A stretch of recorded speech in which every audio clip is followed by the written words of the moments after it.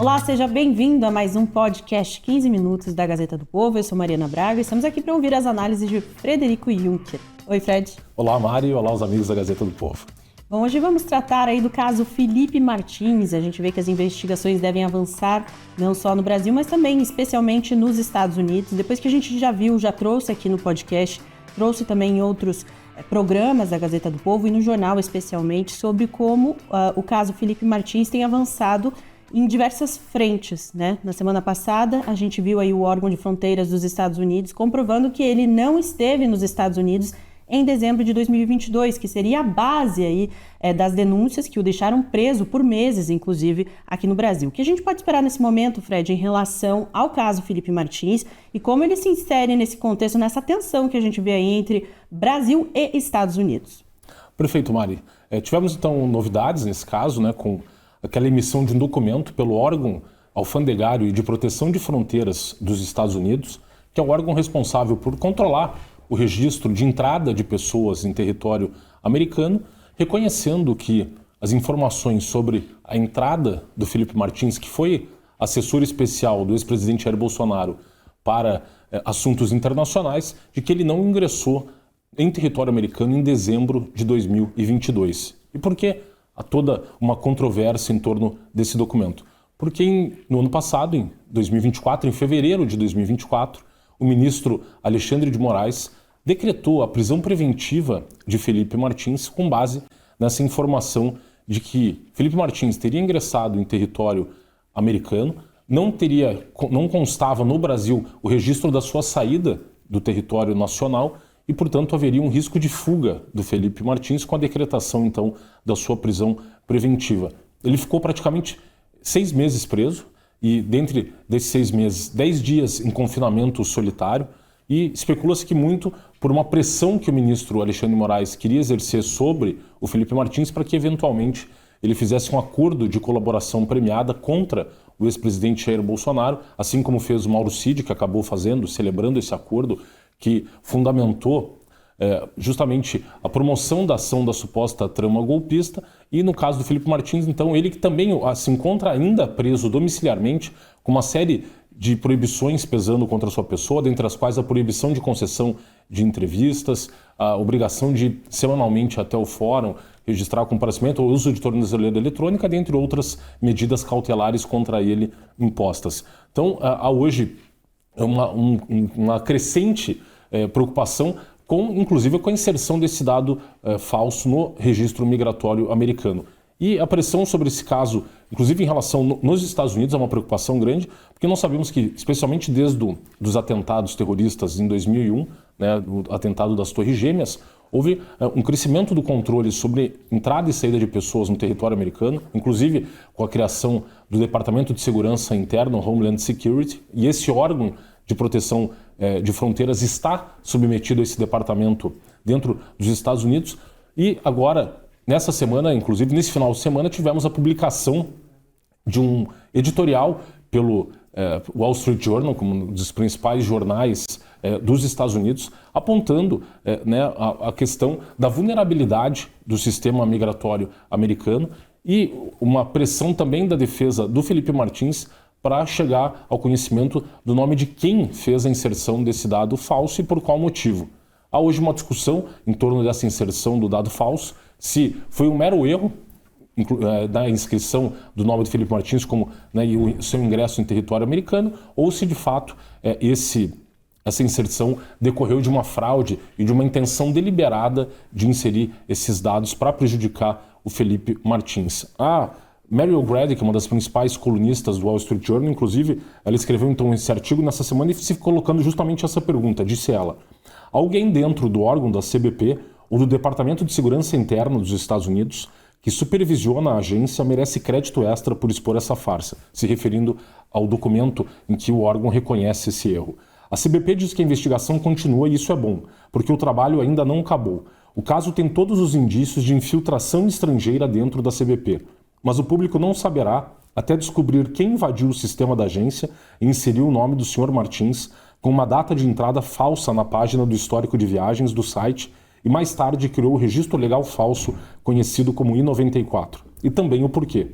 Além disso, por que demorou tanto para corrigir o registro em 94? Por que a página de histórico de viagens ainda não foi corrigida? Então, são perguntas que hoje as autoridades americanas, inclusive, se colocam, dentre eles o próprio Departamento de Segurança Interna e o FBI, que instaurou uma investigação para apurar quem está envolvido nessa inserção desses dados falsos. A própria defesa do Felipe Martins, o Felipe Martins contratou uma advogada nos Estados Unidos, que promoveu também uma ação para que o governo americano conceda acesso a esses dados e, de fato, o governo concedeu acesso às informações e ficou comprovada ali a inserção falsa desses dados, mas, no entanto, o governo americano acabou preservando o sigilo dos nomes dos funcionários do Departamento de Segurança Interna envolvidos nessa inserção. E a especulação hoje é se essa inserção contou ou não com a participação de agentes estatais brasileiros, de pessoas ligadas especialmente ao ministro Alexandre de Moraes. Então, aguarda-se o desdobramento desses casos, porque ele pode ter implicações, inclusive,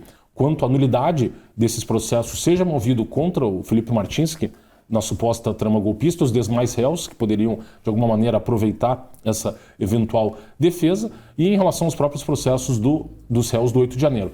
Até porque uma das revelações que haviam sido feitas pelo próprio Eduardo Talhaferro em relação àquelas medidas cautelares decretadas contra empresários em agosto de 2022 envolvem justamente uma fraude processual quando o ministro Alexandre de Moraes decreta uma série dessas medidas cautelares contra os empresários com base numa reportagem e depois pede que a sua assessoria produza um relatório para justificar essas medidas, esse relatório que foi produzido depois, portanto, dos fatos, e uma especulação hoje em relação à eventual ocorrência do mesmo fato, com uma eventual fraude processual que possa ter levado a essa decretação da prisão ilegal do Felipe Martins.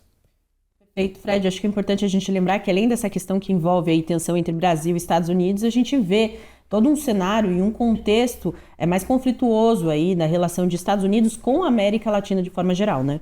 Pois é, Mari. Esse final de semana tivemos o presidente Lula comparecendo a um evento e fazendo um discurso bem firme sobre a criação de uma doutrina latino-americana, saindo inclusive o subtexto ali, o contexto dessa fala de alinhamento, seja com a Colômbia, seja com a Venezuela. Há uma escalada da tensão hoje entre os Estados Unidos e esses países, principalmente pela questão do narcotráfico, com aquele deslocamento de forças militares dos Estados Unidos para o Mar do Caribe Sul. E agora tivemos uma novidade que envolve, dentre as embarcações abatidas pelas forças militares americanas, tivemos uma embarcação colombiana que, segundo o secretário de Guerra dos Estados Unidos, seria uma embarcação ligada ao Exército de Libertação Nacional. Exército de Libertação Nacional é uma dos movimentos guerrilheiros da Colômbia, surgidos ali na década de 60, juntamente com as Farc, e que acabaram, depois de um tempo, também promovendo tráfico de drogas, especialmente exportação de cocaína, já que a Colômbia hoje é o maior exportador de cocaína e produtor de cocaína do mundo. E justamente a escalada dessa tensão entre seja os Estados Unidos com um combate, uma guerra declarada ao narcotráfico, que o governo americano passou a classificar como organizações terroristas, tivemos nesse final de semana um aumento da tensão entre o próprio presidente americano e o presidente colombiano Gustavo Petro. O presidente colombiano Gustavo Petro, que também chegou a ser guerrilheiro, participou do movimento chamado M19, e chegou à presidência da Colômbia em 2022, e desde que ele chegou à presidência houve um afrouxamento do combate ao narcotráfico. Essa escalada da tensão, ela passa ali por uma relação histórica entre os Estados Unidos e a Colômbia. Os Estados Unidos, a maior ligação depois do México nas Américas Central e do Sul é com a Colômbia. Os países celebraram o famoso Plano Colômbia no ano 2000, em que os Estados Unidos começaram a dar uma ajuda financeira para que a Colômbia, por meio das suas forças armadas, combatessem o narcotráfico, especialmente as Farc e o Exército da Libertação Nacional. Ao longo do tempo, especialmente depois do governo Álvaro Uribe, com o governo de Juan Manuel Santos, houve ali, de alguma maneira, também um afrouxamento do combate ao narcotráfico, e se chegou a um acordo de paz com as Farc em 2016, e agora aponta-se a ligação de Gustavo Petro com essas organizações envolvidas na exploração do tráfico de drogas. Tanto assim que o presidente Donald Trump fez uma postagem muito dura contra o presidente Gustavo Petro, e ele falou o seguinte, o presidente Gustavo Petro da Colômbia é um líder do narcotráfico que estimula fortemente a produção maciça de drogas em grandes e pequenos campos por toda a Colômbia. Isso se tornou de longe o maior negócio do país. e Petro nada faz para detê-lo, apesar dos grandes pagamentos e subsídios dos Estados Unidos, que não passam de um engano de longo prazo contra a América. A partir de hoje, esses pagamentos ou qualquer outra forma de pagamento ou subsídio não serão mais feitos à Colômbia. O propósito dessa produção de drogas é a venda de quantidades massivas de produto para os Estados Unidos, causando morte, destruição e caos. Petro, um líder mal avaliado e muito impopular, com uma boca atrevida em relação à América, melhor fechar esses campos de morte imediatamente ou os Estados Unidos os fecharão por ele e não será feito de maneira agradável. Então, você vê essa escalada de tensão, inclusive com o anúncio de que tarifas serão aplicadas pelo governo americano contra produtos colombianos, assim como aconteceu no caso, né, do tarifaço contra produtos brasileiros. No começo desse ano, inclusive, houve um ponto de tensão entre os dois países quando o governo americano mandou 2 aviões com deportados do território americano para a Colômbia e, no primeiro momento, o presidente Gustavo Petro se negou a receber aqueles 2 aviões e depois, quando o presidente Trump ameaça um tarifaço, o presidente colombiano acaba por recuar e recebe esses aviões de deportados. Então, se vê essa escalada da tensão entre os dois países mas não só, considerando esses outros países da América Latina, e o que está por trás, na verdade, de toda essa escalada foi um acordo de colaboração premiada feito por um ex-general venezuelano chamado Hugo Carvajal, ou El Pollo, o Frango, que foi um chefe da inteligência militar durante o governo de Hugo Chávez e depois também atuou nas Forças Armadas durante a gestão do ditador Maduro. Ele acabou fugindo para a Espanha em 2023, ele acabou sendo deportado, extraditado para os Estados Unidos e fez um acordo em junho desse ano, basicamente reconhecendo a ligação do governo venezuelano com o narcotráfico, toda a denúncia contra o cartel de Los Soles, que tem como líder justamente Nicolás Maduro, mas também apontando uma ligação entre o governo venezuelano e as Farc e essas organizações terroristas em atuação na Colômbia.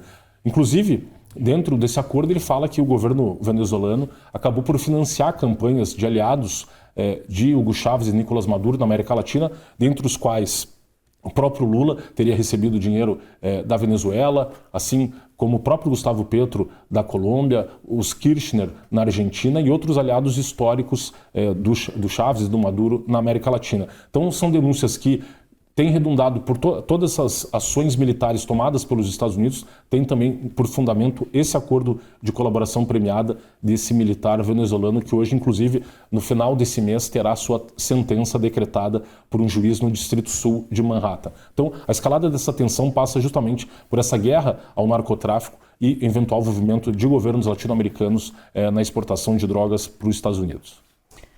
Perfeito, Fred. Então a gente deve ver uma grande movimentação nos próximos dias, né? Tendo em vista tudo que tem acontecido em relação ao Brasil, com os Estados Unidos também, o quanto a Venezuela está cada vez mais na mira também do presidente Donald Trump.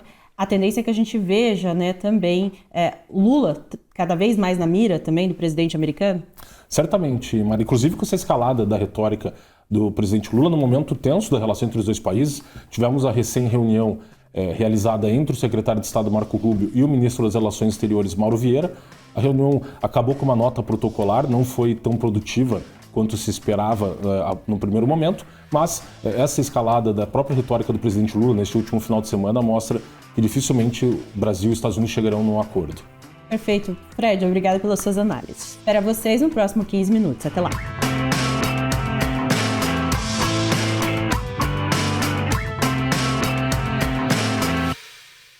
Olá, para você que acompanha a Gazeta do Povo, eu sou a Rossana Bittencourt e esse é o podcast 15 Minutos, em que você fica bem informado com os comentários e análises do Frederico Juncker, que está aqui ao meu lado. Fred, bem-vindo. Olá, Rossana, e olá os amigos da Gazeta do Povo. Fred, no último programa a gente falou sobre as repercussões do caso do Felipe Martins nos Estados Unidos, né? Hoje a gente vai focar então no que acontece aqui no Brasil, porque a Polícia Federal tem que se manifestar também sobre o caso Felipe Martins. Pois é, Rossana, tivemos uma novidade, justamente no processo que envolve Felipe Martins, ele que foi assessor especial do ex-presidente Jair Bolsonaro para assuntos internacionais, foi acusado pela Procuradoria-Geral da República de participar da suposta trama golpista do Núcleo 2, que seria o núcleo incumbido de redigir a minuta, né, em que teria sido tentado a prática ali de um golpe de Estado.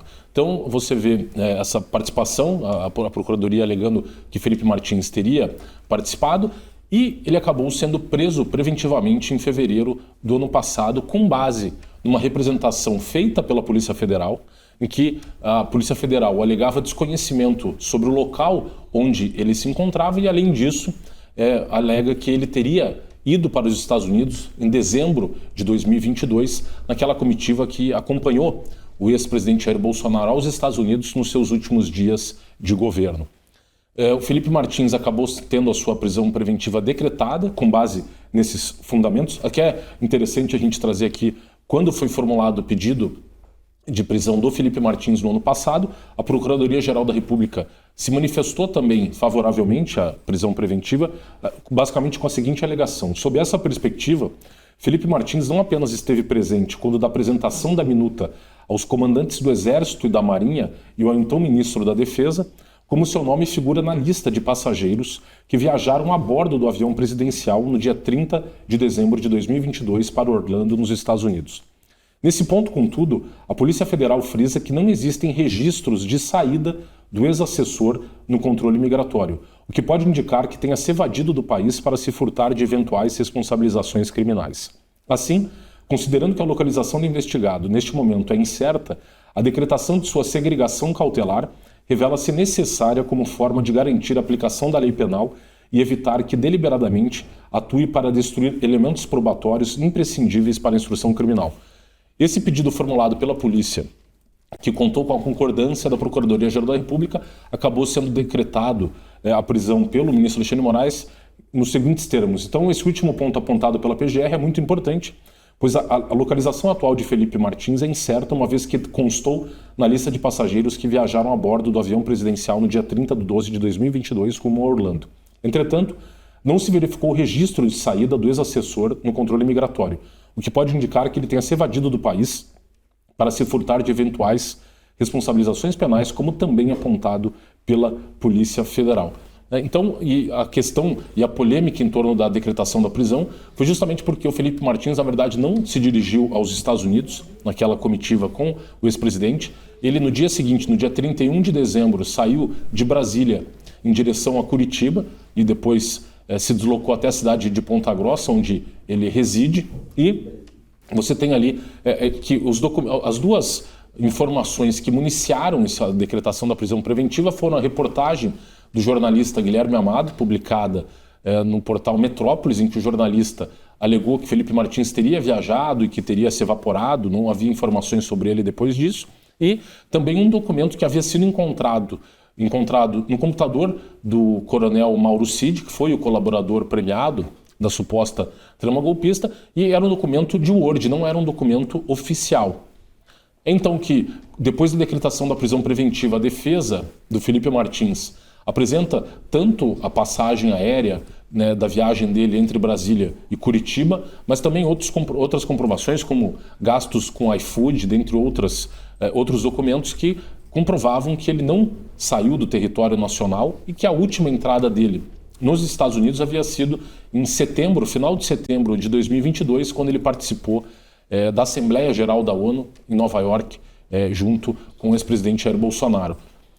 A partir daquele momento, então, a Polícia Federal faz uma nova pesquisa sobre a eventual entrada do Felipe Martins dos Estados Unidos por meio de um documento chamado Travel History. E, mediante esse documento, fica disponível no site do CBP, que é o órgão americano de controle de fronteiras, de alfândega e proteção das fronteiras, é um órgão ligado ao Departamento de Segurança Interna, e a Polícia Federal encontrou nesses registros de viagem a suposta entrada do Felipe Martins nos Estados Unidos. E aqui é uma questão que começa toda a discussão jurídica a respeito desse documento falso.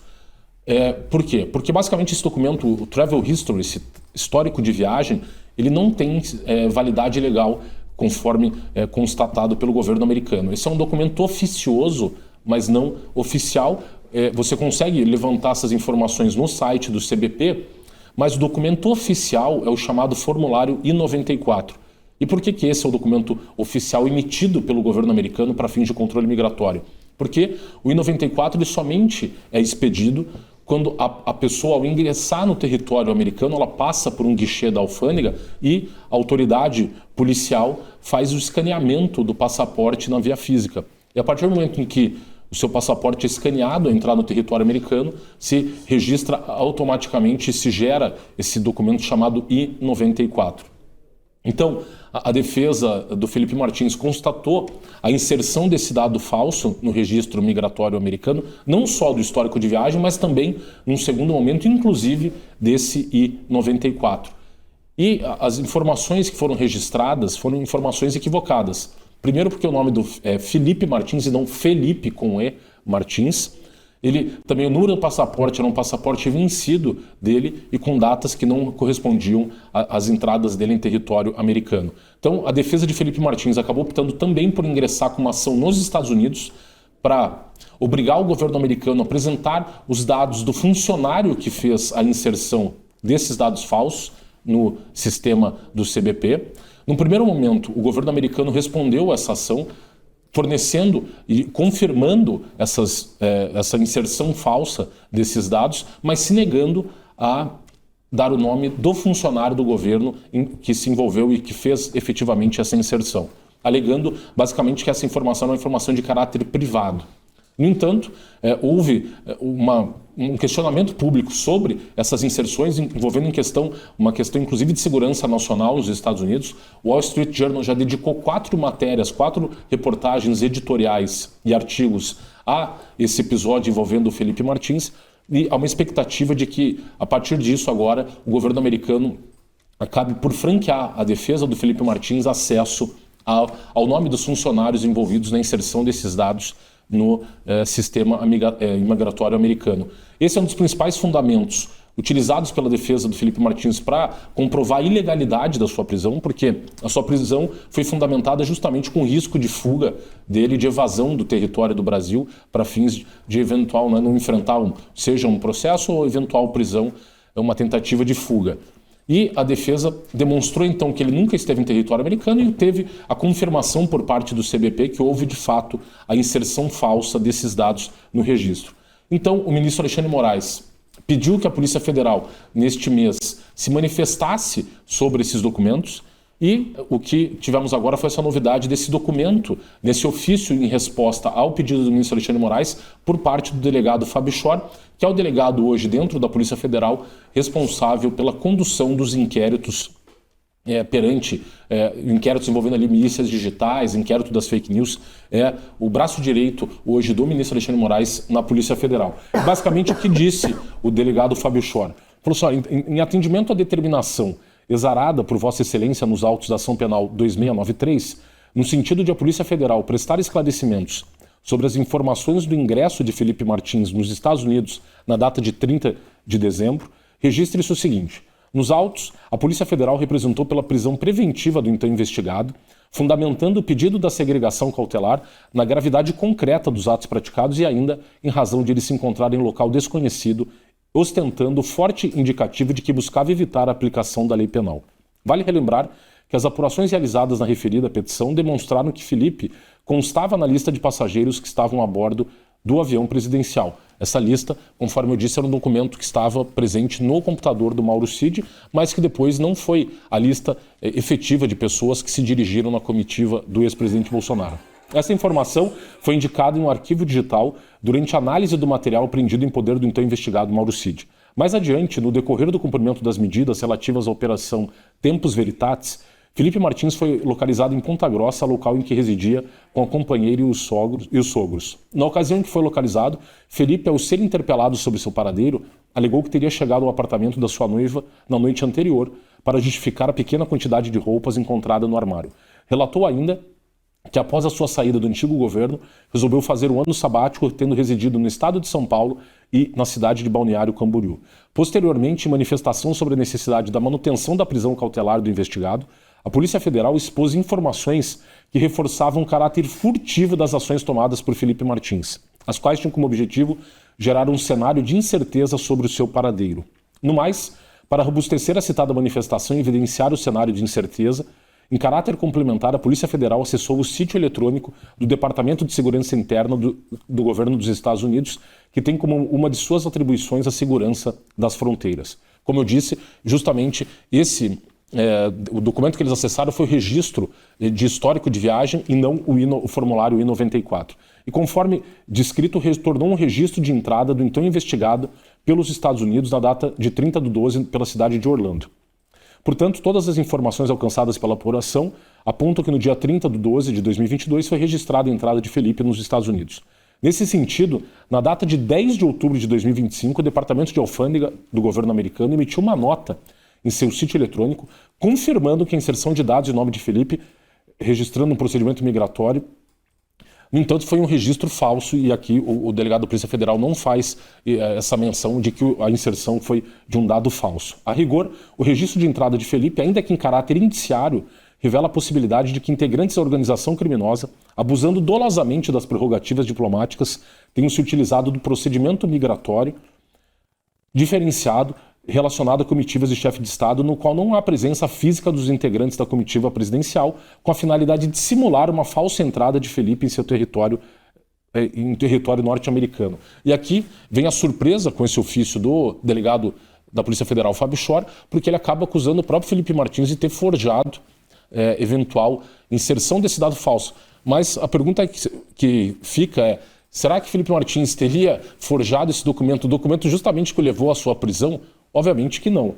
E, além disso, o delegado conclui o seu ofício dizendo o seguinte: a metodologia observada ostenta em relação à denúncia e às críticas que têm sido feitas à atuação da Polícia Federal nessa ação.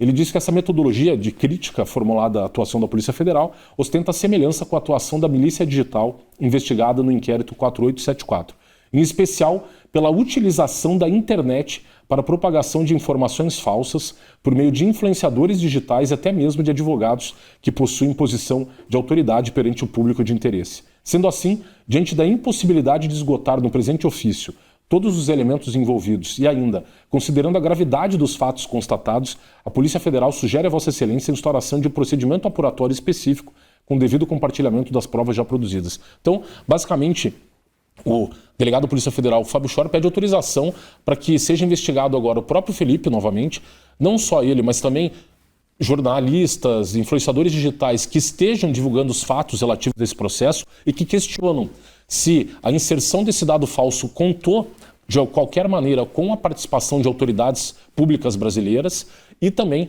uma investigação contra o próprio advogado do Felipe pelo exercício do seu direito de defesa. E aí vem um questionamento justamente em relação a uma tentativa por parte da Polícia Federal de criminalizar não só a atuação do advogado do Felipe Martins, quanto de próprios, aí, seja influenciadores ou participantes do debate público que têm questionado a atuação da Polícia Federal, em especial desse delegado Fábio Schor. Bom, esse caso do Felipe Martins, no mínimo pitoresco, né, Fred? Rende assunto aqui pra gente, né? Sim, são vários desdobramentos e, novamente, né, várias informações novas e com essa questão em especial de, a partir do momento em que o governo americano reconheceu que houve essa inserção falsa de dados, a necessidade de se apurar da onde teria partido, se foi um erro ou se de fato foi uma fraude, uma intenção deliberada de provocar com essa inserção a própria prisão preventiva do Felipe Martins e aí o estranhamento com essa postura agora do delegado Fábio Schor de tentar inverter as coisas. Bom, é claro que com o desenrolar dessa história a gente vem para comentar tudo aqui para vocês, para ficarem bem informados. O episódio do 15 Minutos de hoje fica por aqui, a gente espera vocês na próxima edição. Tchau! Olá para você que acompanha a Gazeta do Povo, eu sou a Rossana Bittencourt e esse é o podcast 15 Minutos, em que você fica bem informado com os comentários e análises do Frederico Juncker, que está aqui ao meu lado. Fred, bem-vindo. Olá, Rossana. Olá, os amigos da Gazeta do Povo. Fred, a gente teve o ministro Fux pedindo pro Edson Fachin, que agora é o presidente do STF, para mudar de turma dentro do STF num momento crucial, né, de julgamentos muito importantes. O que isso representa e como que isso pode ser feito? Basicamente, você tem hoje duas turmas no STF, a primeira e a segunda, e o cargo de presidente do tribunal. As duas turmas são compostas por 5 integrantes. No caso da primeira turma hoje, o presidente ministro Flávio Dino, ministro Cristiano Zanin, Carmen Lúcia, Luiz Fux e ministro Alexandre de Moraes. E a segunda turma, composta hoje como presidente o ministro Gilmar Mendes, ministro Dias Toffoli, André Mendonça e Cássio Nunes. Com a saída do ministro Luiz Roberto Barroso do Supremo Tribunal Federal, que era integrante da segunda turma, ele que foi presidente, e aí acabou, a deixar a presidência, foi para a segunda turma e foi substituído então pelo ministro Luiz Edson Fachin. Abriu-se essa vaga na segunda turma, em decorrência do pedido de aposentadoria do ministro Luiz Roberto Barroso, e aí os integrantes da primeira turma podem pedir para assumir essa vaga.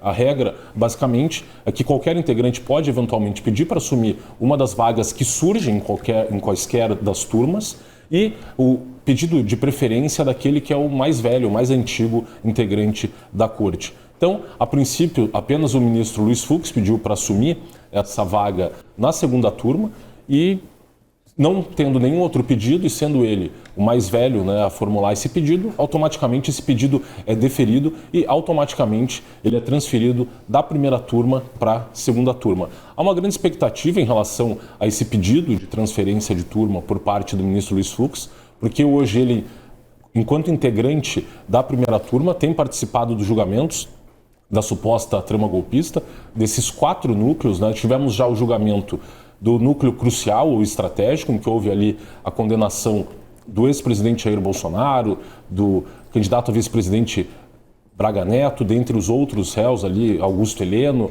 e os comandantes em chefe das Forças Armadas.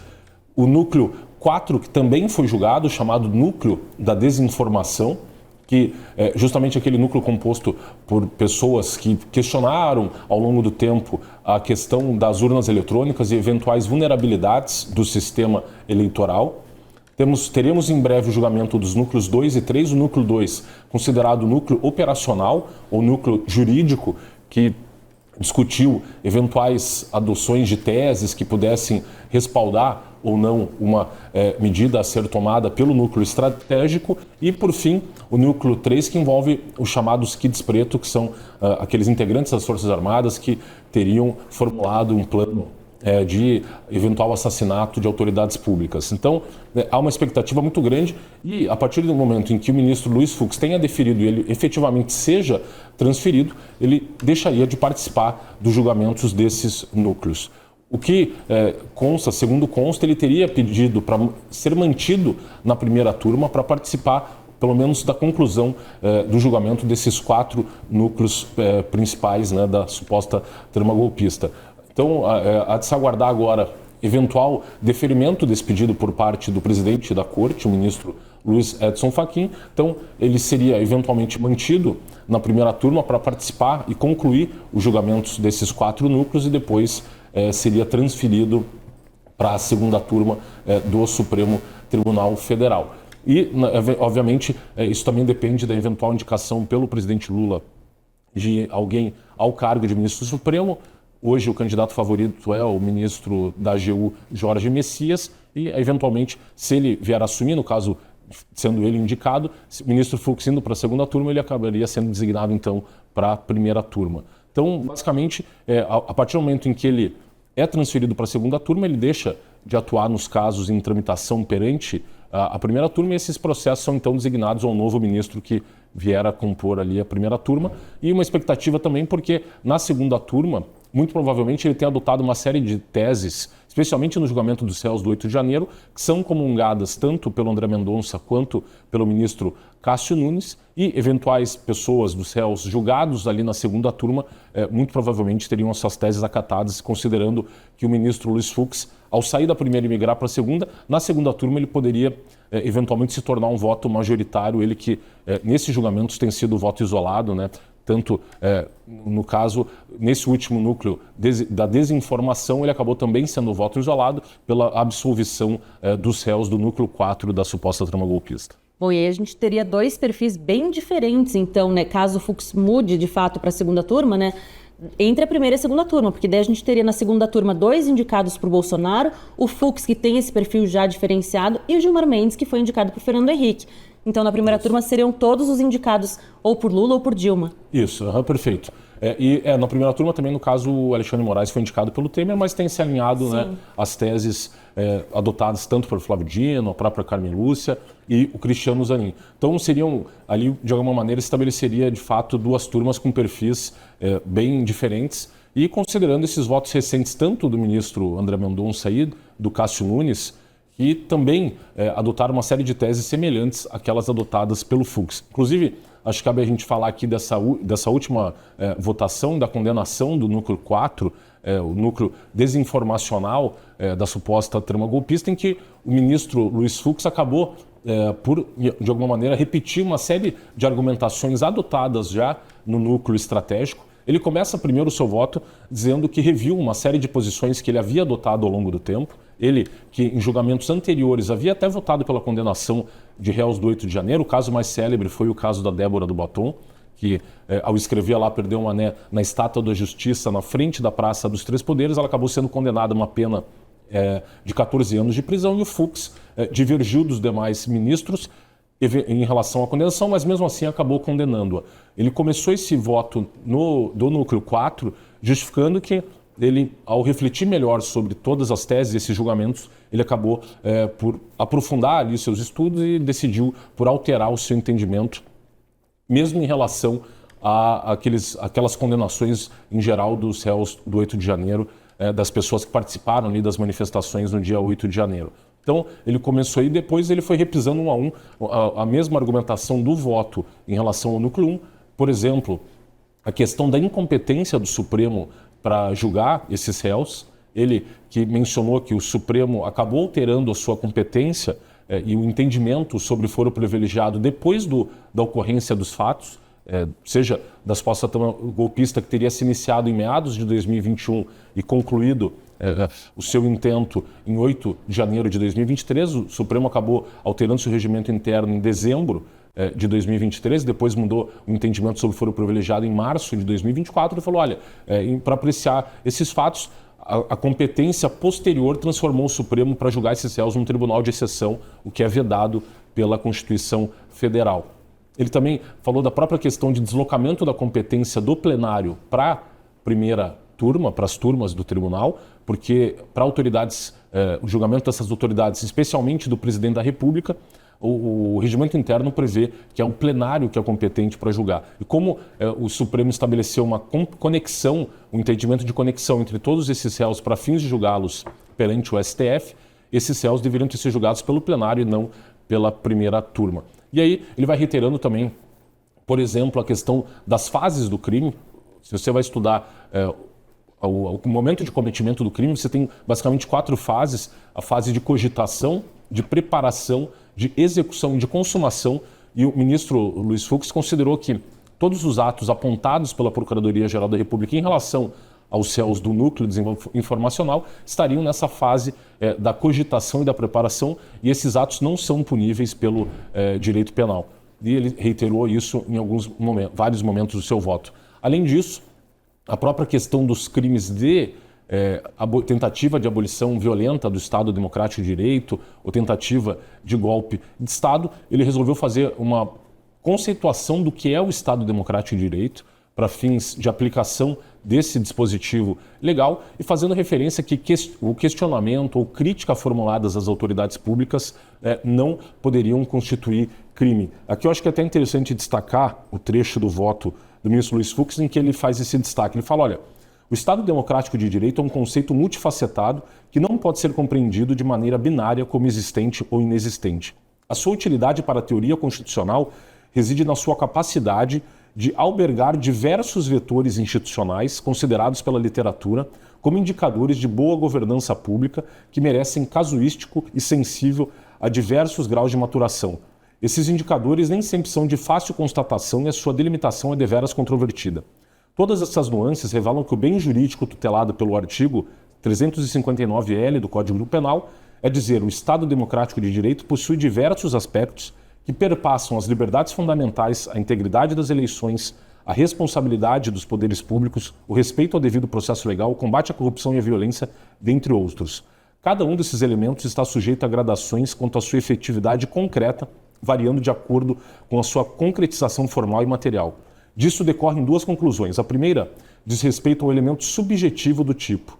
O dolo necessário para a configuração do crime exige que o agente dirija voluntariamente a sua conduta à supressão material de todos os elementos do Estado Democrático de Direito, abrangendo a liberdade de expressão, o voto, a alternância no poder, a separação dos poderes, a soberania da Constituição, a independência do Judiciário, o acesso à justiça, o devido processo legal e as prerrogativas parlamentares.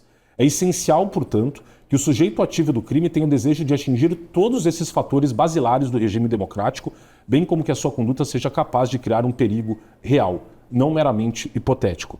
E a segunda conclusão diz respeito à intensidade da conduta praticada. É que o tipo do artigo 359 emprega o verbo abolir, que denota uma ação capaz de suprimir ou eliminar. Por isso mesmo, não é suficiente para a abolição do Estado Democrático de Direito o atingimento de apenas um ou alguns dos seus componentes, nem a prática de condutas que meramente os enfraqueçam, mitiguem ou relativizem sem eliminá-los. Malgrado a referida disposição legal criminalize também a conduta de restringir o exercício dos poderes constitucionais, a restrição deve ser de tal sorte que conduza inequivocamente à abolição do Estado Democrático de Direito. A norma penal pune, na realidade, a conduta deliberadamente dirigida a conduzir a nação ao estágio de um regime autoritário híbrido ou puro, com a efetiva capacidade de atingir esse objetivo em todos os seus aspectos necessários. Deve ser rejeitada, assim, a interpretação ampliativa desse tipo penal para abranger condutas que configurem mera resignação com o resultado eleitoral, sem capacidade ou dolo de arruinar as multifacetadas instituições que garantem o autogoverno democrático no país. E aqui também só acho interessante destacar, Luciana, que o próprio Estadão, o jornal Estadão, fez um editorial muito duro em relação a esse julgamento pelo Supremo Tribunal Federal, ao criminalizar a desinformação. Acho interessante trazer essa reflexão do editorial do Estadão, chamado A Última Tentação do Supremo. A guerra informacional a que se refere a Procuradoria-Geral da República e que o STF, ao que em tudo indica, estaria inclinado a reconhecer como prática delituosa, pode vir a criar um tipo penal informal e aberto de contornos tão elásticos quanto perigosos. Trata-se de uma construção arriscada, para dizer o mínimo. Não há no ordenamento jurídico pátrio um tipo penal que defina a desinformação ou equipare fake news como crime. Ainda que a conduta do réu seja moralmente reprovável e politicamente odiosa, daí não se segue que o sistema eleitoral não baste, por si só, para reagir a mentiras, boatos e agressões verbais. Ao atribuir ao STF, diante da fronteira entre o moral e o legal, o papel de guardião da verdade, arrisca-se abrir a brecha para que o tribunal extrapole a sua missão institucional. Há outros modos de punir excessos, sem romper a linha que separe crime de opinião de crimes propriamente ditos.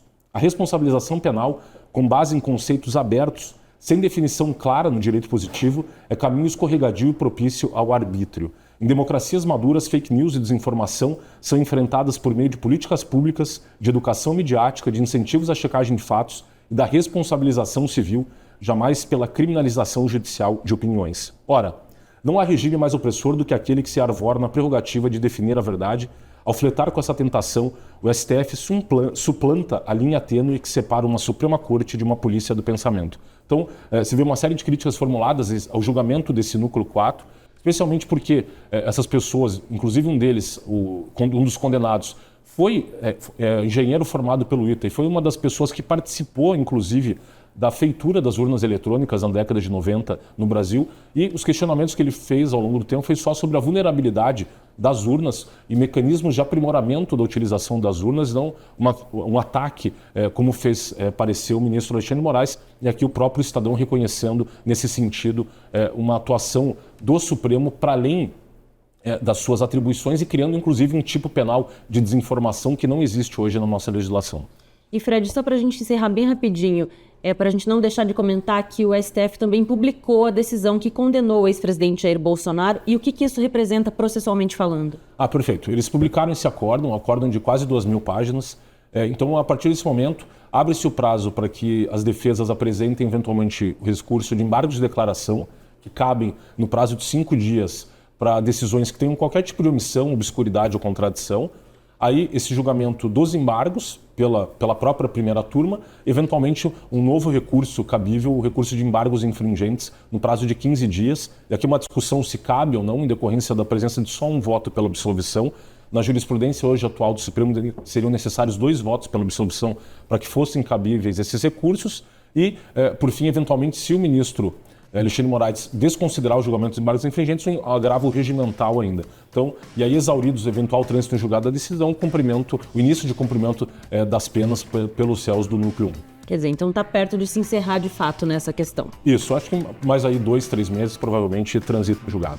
É isso então, 15 minutos de hoje fica por aqui, a gente espera vocês na próxima edição. Tchau!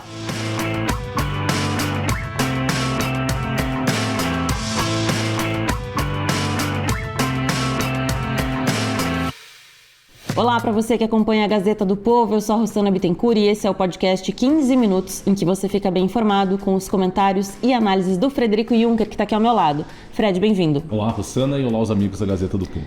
Fred, a Câmara aprovou um projeto que limita as decisões monocráticas do STF. Agora cabe ao Senado, votar esse projeto para ver como é que vai ser. Ainda não tem data para essa votação, mas é o Senado que vai decidir. Se não tiver nenhuma mudança no texto, não precisa voltar para a Câmara. Mas na prática, como que isso deve funcionar? Pois é, Rossana, a Câmara dos Deputados, por meio da CCJ, votou esse projeto de lei em caráter conclusivo. Houve um recurso para tentar reapreciar alguns aspectos do projeto de lei no plenário. No entanto, essa tentativa acabou mal sucedida. E basicamente o que eu acho que é até interessante a gente explicar o que é o controle de constitucionalidade e essas decisões monocráticas dos ministros. Você tem, do ponto de vista jurídico, hoje, o STF ele exerce o papel de Corte Constitucional e, ao exercer esse papel, ele exerce o chamado controle concentrado de constitucionalidade, que é basicamente avaliar, do ponto de vista jurídico, se as leis aprovadas pelo Parlamento são ou não compatíveis com o texto constitucional. Do ponto de vista técnico, se considera que o ordenamento jurídico é como se fosse uma pirâmide em que a Constituição se encontra no topo dessa pirâmide, considerada a norma superior do ordenamento jurídico. Todas aquelas normas abaixo da Constituição, para que elas sejam consideradas válidas, elas têm que ter compatibilidade com o texto constitucional. Então, ao longo do tempo, foi se construindo esse controle concentrado de constitucionalidade, a partir especialmente da teoria desenvolvida por um jurista austríaco chamado Hans Kelsen, em que se atribui aos tribunais o papel de exercer justamente esse controle sobre a atividade legiferante do parlamento, em que esses juízes, então, vão avaliar se as leis aprovadas pelo parlamento são ou não constitucionais. E no ordenamento jurídico brasileiro, nós temos 4 ações que se destinam justamente a que o Supremo possa exercer esse papel de controle de constitucionalidade das leis. São eles a ação direta de inconstitucionalidade, ação declaratória de constitucionalidade, ação direta de inconstitucionalidade por omissão e a arguição de descumprimento de preceito fundamental. Então, você tem eventualmente o rol de legitimados, hoje são 9 legitimados nos termos do artigo 103 da Constituição Federal, que podem promover essas ações perante o Supremo Tribunal Federal, para que então o Supremo venha a se manifestar. E por que essa atividade é tão importante? Porque ela confere ao Poder Judiciário o poder de invalidar aqueles atos aprovados, atos normativos aprovados pelo Parlamento. E, de alguma maneira, ao exercer esse papel, os juristas reconhecem na atuação dos tribunais constitucionais o que eles denominam de papel contramajoritário. Porque, como regra na democracia, as normas que regem a vida da sociedade devem ser votadas e aprovadas pelo Parlamento, que é a Casa de Representação Popular, e excepcionalmente essas normas podem ser anuladas pelo Poder Judiciário, porque esses julgamentos, por parte, ao exercer esse papel contra-majoritário, há, por assim dizer, uma espécie de subversão da lógica democrática, quando um corpo de juízes não eleitos acabam por invalidar decisões tomadas pelo corpo dos representantes, votados pelo povo. Então, a regra é que o Supremo exerce esse papel com parcimônia, justamente porque, ao invalidar essas leis, ele está interferindo sobre a atuação do Poder Legislativo. E o que acontece na prática? A Constituição Federal ela tem no seu artigo 97 a chamada cláusula de reserva de plenário. O que significa isso? Significa que, para que um tribunal venha a decretar a inconstitucionalidade de uma lei, justamente considerando a lógica de uma democracia em que as decisões políticas cabem principalmente ao Parlamento, eles só podem fazer essa decretação de inconstitucionalidade mediante o voto da maioria absoluta dos membros do tribunal, a chamada cláusula de reserva de plenário. Mas, na prática, hoje, o que nós temos visto é que, em casos em que há pedidos de liminar diante de uma situação de urgência ou de perigo de lesão, o tribunal pode decretar a inconstitucionalidade de forma antecipada, mediante decisões as chamadas medidas cautelares, e os ministros do Supremo têm feito isso de maneira monocrática.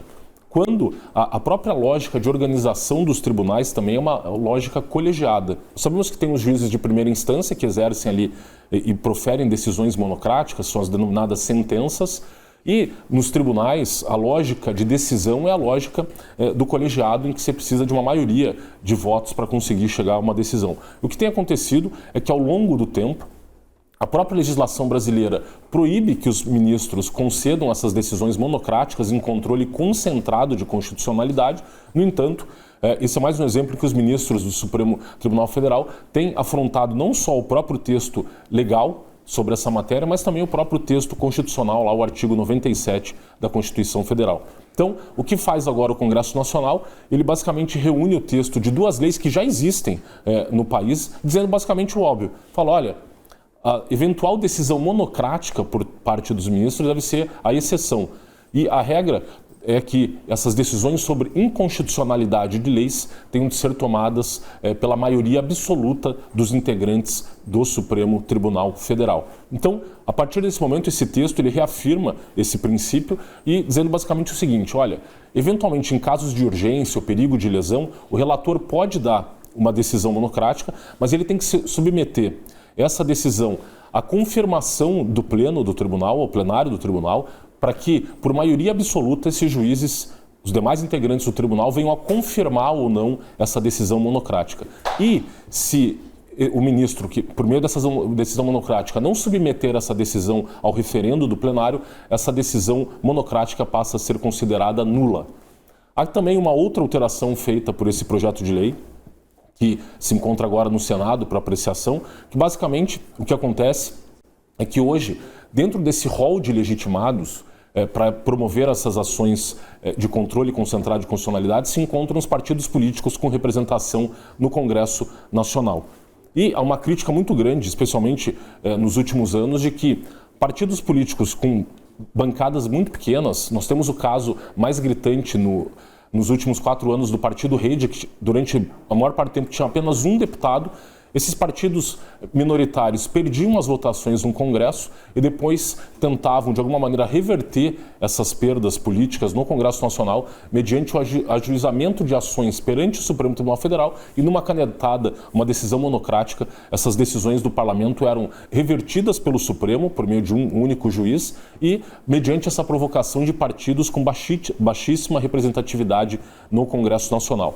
Então, o que faz agora esse projeto de lei também, ele exige que, para que um partido possa exercer esse poder de promoção de ações de controle concentrado de constitucionalidade, esses partidos têm que ter no mínimo 15 deputados federais, tal qual a chamada cláusula de desempenho prevista no artigo 17 da Constituição Federal, em que, a partir das próximas eleições de 2026, os partidos, para terem direito a acesso a fundo partidário, questão de tempo de TV e rádio, eles têm que atingir essa chamada cláusula de desempenho. E esse critério da cláusula de desempenho também será aplicado para que esses partidos políticos possam ingressar com essas ações perante o Supremo Tribunal Federal.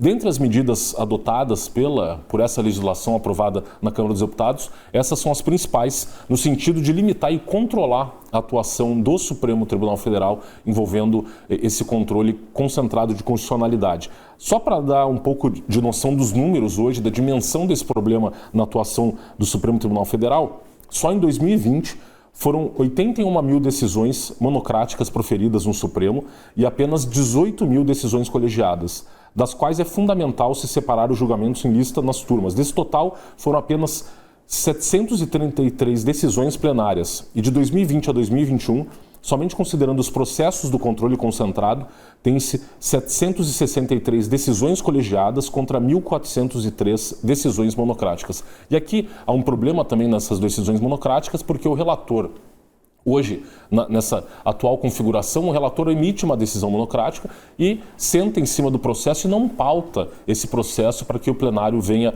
a confirmar ou não a sua decisão liminar. Então, esse texto aprovado agora pela Câmara obriga que já na sessão seguinte à decisão proferida monocraticamente, essa decisão tenha que ser submetida então ao plenário para eventual confirmação, sob pena dessa decisão ser considerada nula. Vamos ver se isso vai de fato funcionar, né? Ou se os ministros vão dar um jeitinho aí para tentar driblar essa legislação, caso de fato o projeto seja aprovado.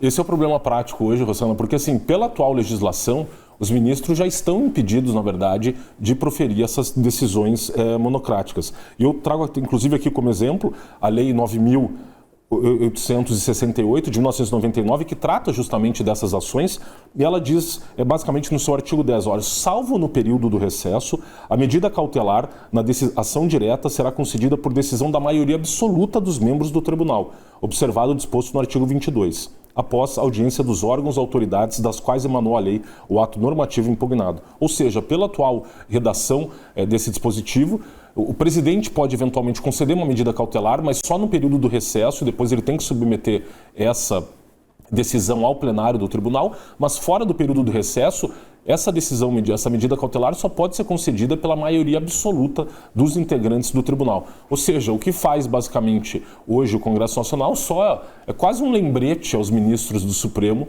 de que existe um texto legal já vigente que eles não estão respeitando, e inclusive o próprio artigo 97 da Constituição Federal, que diz o seguinte, olha, somente pelo voto da maioria absoluta de seus membros ou dos membros do respectivo órgão especial poderão os tribunais declarar a inconstitucionalidade de lei ou ato normativo do poder público. Então, basicamente, o que acontece, infelizmente, nessa questão envolvendo essa atuação hoje exacerbada do Supremo, é o Poder Legislativo tendo que lembrar de que existe já um texto legal, duas leis que prevêem, da mesma maneira, tanto para a DPF quanto para as demais ações constitucionais, e agora esse projeto de lei ele basicamente só reúne essas duas leis, que são de 98 e 99, e lembrando ali, estabelecendo essa normativa geral para essas ações de controle concentrado de constitucionalidade e esclarecendo o óbvio de que os ministros não podem atuar monocraticamente, até porque na prática a gente sabe que hoje acontece justamente isso, eles sentam em cima das ações e o tempo corre,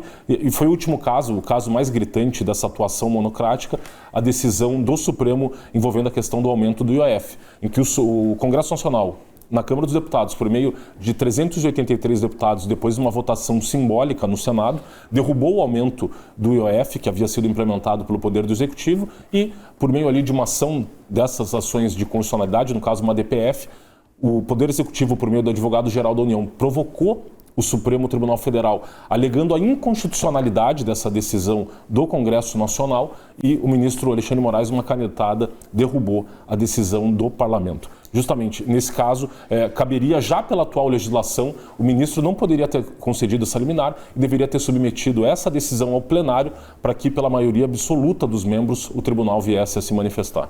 Só uma curiosidade sobre esse assunto do IOF, que a Gazeta do Povo está preparando uma reportagem aqui para te mostrar que o governo já arrecadou quase 8 bilhões de reais com a alta do IOF, mas as contas seguem no vermelho. Mas enfim, esse então, Fred, é só mais um capítulo dessa crise institucional aí entre judiciário e legislativo. Pois é, Rosana, até interessante se falar dessa reportagem da Gazeta, que o próprio Adriano Janturco, cientista político, que também é colunista da Gazeta do Povo, ele tratou dessa questão, desse abuso na utilização dessas ações. Ele fez uma pesquisa e levantou o seguinte, olha, entre 2023 e 2024, nas 111 ações constitucionais nas quais a Advocacia Geral da União se manifestou, o STF decidiu a favor do Executivo 99 vezes, uma taxa de sucesso de 89%. E não podia ser diferente. Além disso, em 5.888 processos, a AGU ganhou em 74% das vezes.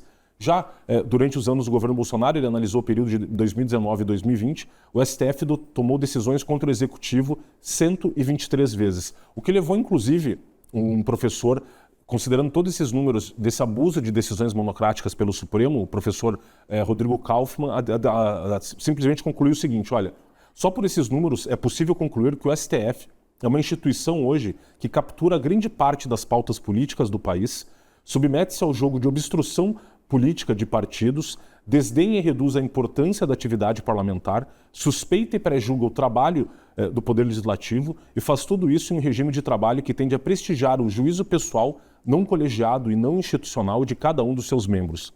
Aprimorar a jurisdição constitucional no Brasil é urgente e tem de significar precisamente o combate a esse tipo de deformação do sistema, que hoje funciona como evidente elemento catalisador de conflitos e gerador de insegurança e instabilidade. Não à toa que hoje grande parte dos cientistas políticos e juristas brasileiros definem o atual regime existente no país como o regime da supremocracia de uma juristocracia, né? Esse então, análises assim você acompanha só na Gazeta do Povo. O episódio de hoje fica por aqui, mas a gente espera vocês na próxima edição do 15 Minutos. Tchau! Olá para você que acompanha a Gazeta do Povo, eu sou a Rossana Bittencourt e esse é o podcast 15 Minutos, em que você fica bem informado com os comentários e análises do Frederico Juncker, que está aqui ao meu lado. Fred, bem-vindo. Olá, Rossana, e olá aos amigos da Gazeta do Povo. Fred, finalmente pode acontecer nessa reunião presencial entre Donald Trump e o presidente Lula. Só que Lula deu declarações bastante polêmicas com relação ao que defende Donald Trump. Como é que vai ficar o tom, então, dessa possível reunião depois dessas falas do presidente brasileiro? Pois é, Rossana, o Lula, que se dirigiu ao Sudeste Asiático, passou pela Indonésia, Malásia, e na Indonésia ele, numa coletiva, deu algumas declarações bem polêmicas que podem ser tomadas como antecipação do que vai acontecer nessa reunião entre ele e Donald Trump. Uma delas falando da questão da substituição do dólar como moeda de comércio. Essa que é uma questão muito sensível hoje para os Estados Unidos. O dólar, que é a moeda internacional mais utilizada nas negociações e no comércio internacional, e uma preocupação por parte do governo americano, especialmente na gestão Trump, de proteção do dólar justamente como essa moeda de transações internacionais. E o Lula já não é a primeira vez na reunião dos BRICS realizada no Brasil falando dessa vontade de substituir o dólar como moeda das transações, e ele reitera essa declaração na Indonésia. Para além disso, ele tocou também na questão muito sensível hoje do combate às drogas, inclusive como uma declaração bem polêmica dizendo que os traficantes seriam vítimas dos usuários de drogas, e sabemos que nesse ponto especificamente há uma tensão ainda mais crescente entre o governo americano e alguns países da América Latina, em especial Colômbia e Venezuela. Aqui eu acho que até cabe abrir um pequeno parênteses para tratar dessa escalada da tensão entre o governo americano e países da América Latina, porque nessa mesma semana já tivemos 10 embarcações atacadas pelas forças militares americanas, 8 dessas embarcações no Mar do Caribe Sul e 2 no Oceano Pacífico, justamente próximo ali da costa da Colômbia.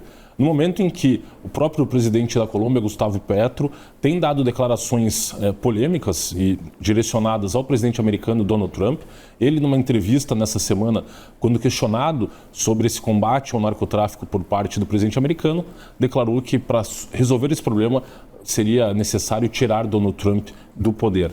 Na sequência, o próprio Donald Trump, se referindo ao Petro, chamou o Petro de bandido, uma declaração muito dura, e dizendo que continuará essas operações militares na América Latina. O próprio secretário de guerra americano, Pete Hegseth, deu uma declaração comparando essa atual guerra às drogas à guerra ao terror empreendida pelo governo americano, e comparando essas organizações criminosas de narcotráfico à Al-Qaeda e ao Estado Islâmico.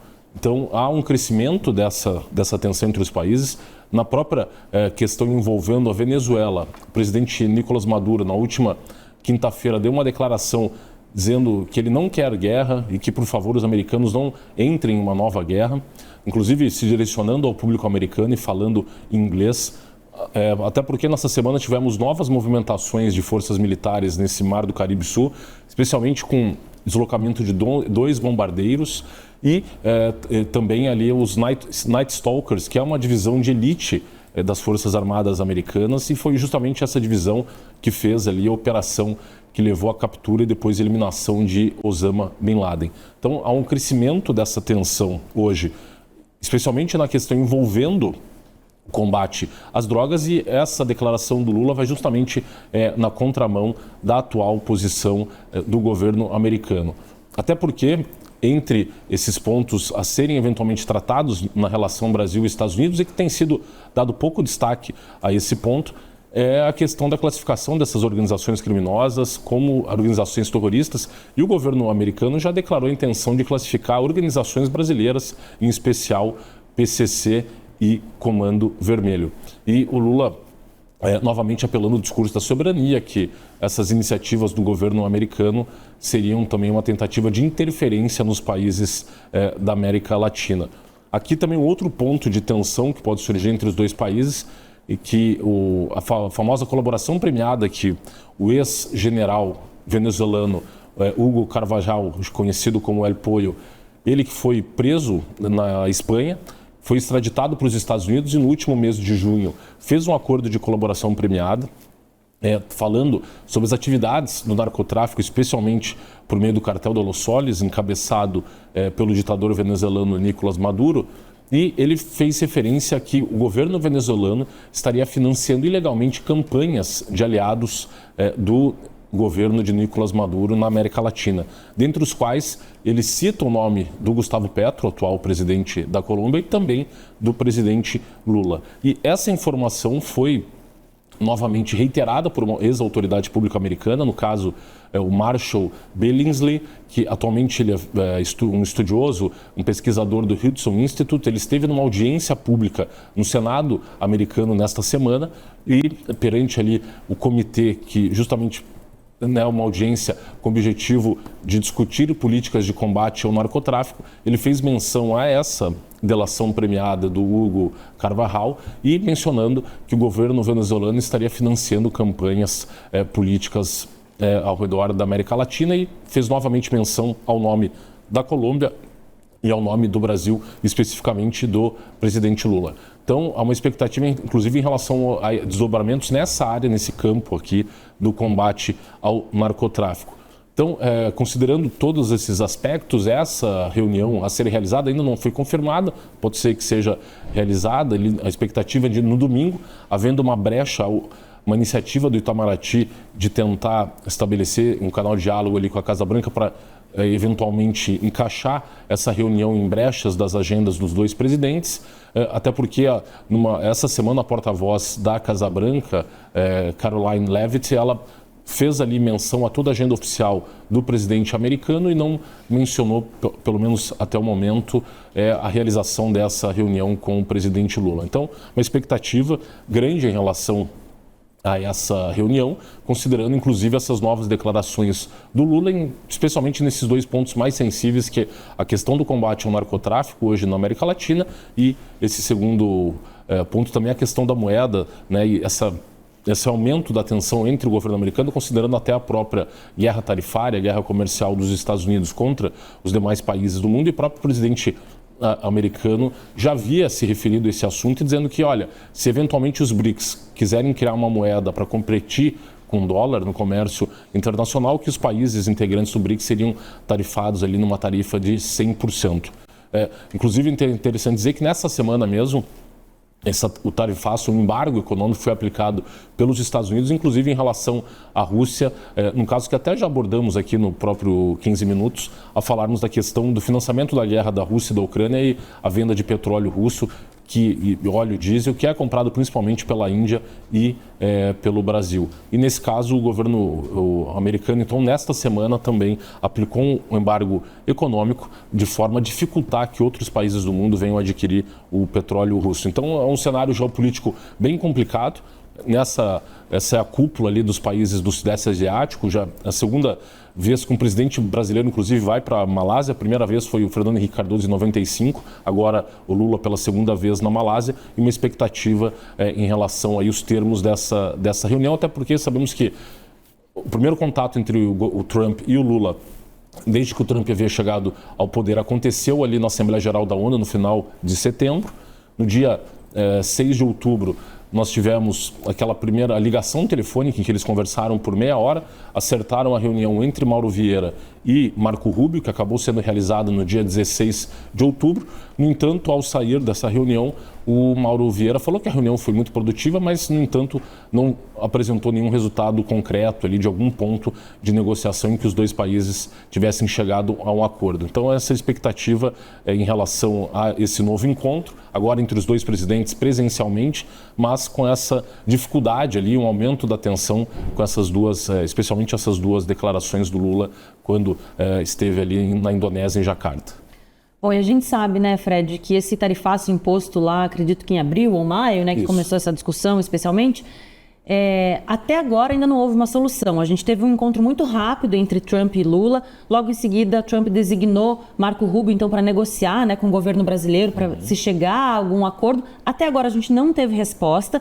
E quer dizer, a gente tem o comportamento do presidente brasileiro que também não facilita de que esse acordo seja feito de maneira breve, né?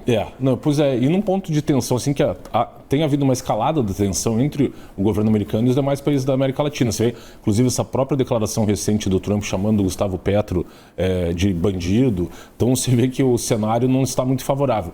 Até porque é interessante até destacar que o Brasil foi mencionado nessa semana por uma autoridade americana, no caso, o secretário adjunto de Estado, Christopher Lando, ele, né, que tem ligações aí com a América Latina, e ele, nessa semana, ao mencionar o caso em que o ex-presidente colombiano Álvaro Uribe, ele foi inocentado por um tribunal, pelo Tribunal Superior de Bogotá, num caso ali que teria envolvido suposta compra ali de testemunhas, envolvendo atividades de organizações paramilitares. Ao fazer menção a um julgamento em que ele concordava com a absolvição do ex-presidente atual, senador Álvaro Uribe, ele faz menção a essa judicialização, a politização do judiciário nos países e faz menção especificamente ao Brasil. Ele, ao fazer uma publicação no X, exaltando essa nova decisão do Poder Judiciário colombiano, ao inocentar Álvaro Uribe, ele faz menção a essa politização e instrumentalização do Poder Judiciário para fins de perseguição política. Então mostra que essa pauta ainda está ali em vista do governo americano que, né, quando ele anuncia o tarifácio de 50% aos produtos brasileiros, faz menção ao processo de caça às bruxas contra o ex-presidente Jair Bolsonaro, e nessa publicação específica, o próprio Christopher Lando fala também num processo de caça às bruxas, no caso contra o ex-presidente colombiano Álvaro Uribe, que é o maior adversário político do atual presidente colombiano Gustavo Petro, e o próprio Marco Rubio também faz uma publicação, sem falar no Brasil, mas também mencionando essa decisão do Poder Judiciário colombiano. E o Lula, ele falou que, né, no leque de pautas ali a serem discutidas com o Trump, ele mencionou que vai tocar também no aspecto das sanções que foram aplicadas contra os ministros do Supremo Tribunal Federal, mas não só. Temos, por exemplo, o caso daquela sanção que foi aplicada contra o atual ministro da Saúde, Alexandre Padilha, pela implementação do programa Mais Médicos em 2014. Ele, naquela época, era ministro da Saúde da ex-presidente Dilma Rousseff. Então, né, você vê nesse leque de discussões aí, pautas que ainda, a despeito de sempre o Brasil tentar deslocar o eixo da discussão para a questão comercial, esse elemento político está presente, e o Christopher Lando, como eu disse, fez menção a essa questão da politização do Poder Judiciário no Brasil, o que eles denominam de lawfare, né, que é essa instrumentalização do aparato judicial para fins de perseguição de adversários políticos. Então, fica aí esse impasse entre os dois países e a dificuldade de que, eventualmente, o presidente Lula e o presidente Trump consigam chegar a um eventual acordo, e considerando também essas novas questões que vão surgindo. Essa questão do narcotráfico, repito, é a questão hoje também das mais sensíveis na América Latina, até porque nós temos aqui no Brasil, na sexta-feira, aconteceu pela manhã uma nova operação pelo Ministério Público de São Paulo, desmontando ali um plano de assassinato do principal promotor de justiça do Estado de São Paulo, que atua contra o PCC, o promotor Lincoln Gaquia, que é um promotor que perdeu já um amigo. Seu melhor amigo era um juiz que atuava na região oeste do Estado de São Paulo, que foi assassinado pelo PCC no início dos anos 2000, e então, o Ministério Público de São Paulo realizou uma operação nessa última sexta-feira, desbaratando esse plano de assassinato do PCC, inclusive considerando que o PCC, aproximadamente um mês também, acabou por levar o assassinato, assassinou o ex-delegado-geral da Polícia Civil do Estado de São Paulo. Então, você vê, e o próprio ministro da Justiça, Ricardo Lewandowski, nessa semana também deu uma declaração dizendo que discorda da classificação dessas organizações criminosas brasileiras como organizações terroristas. Então, aguardemos aí nessa reunião, e se confirmando e sendo realizada, parece que não será ali muito fácil essa conversa, Rosana. Bom, mas a gente espera que isso tudo seja resolvido da melhor forma possível, né? Porque a gente já falou aqui que é do interesse de todos que as relações entre Brasil e Estados Unidos melhorem. Sim, não só, eu acho que nem no Brasil hoje, mas nesse momento, em todos os países da América Latina, é até interessante dizer que o próprio presidente recém-eleito da Bolívia, Rodrigo Paz, já deu uma declaração também que a Bolívia estava com a relação rompida com os Estados Unidos, que ao tomar posse na presidência no próximo mês agora de novembro, ele já anunciou que vai restabelecer as relações entre a Bolívia e os Estados Unidos também. É isso, então análise desse tipo você só acompanha na Gazeta do Povo. O episódio de hoje fica por aqui. A gente espera vocês na próxima edição do 15 Minutos. Tchau!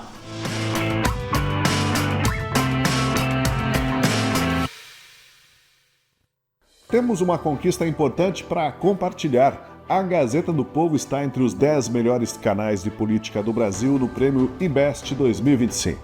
Esse reconhecimento é resultado da confiança de quem nos acompanha todos os dias. Agora queremos dar o próximo passo, chegar ao top 3. E para isso precisamos do seu voto. É rápido, fácil e faz toda a diferença. Clique no link e participe.